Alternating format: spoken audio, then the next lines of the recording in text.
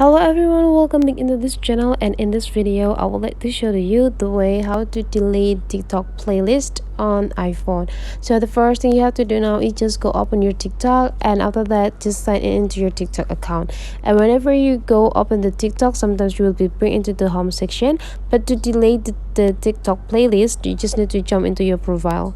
And in this profile, the things that you call as a playlist is some things right here, and you can just scrolling it until you find a lot of playlists that I have on my account here.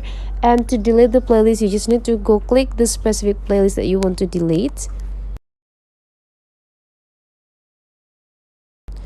Okay, and after that you just need to go click these three small dots right here, and there will be pop up several options that you can use regarding to your playlist here. So to delete it, you just need to go click this delete and confirm that you want to delete the playlist, and this playlist will be disappear from your profile. So that's the way how to delete the playlist on a TikTok account. Hopefully this tutorial today is useful for you guys. So don't forget to leave some comment, like, and subscribe into this channel, and I'll see you for the next video.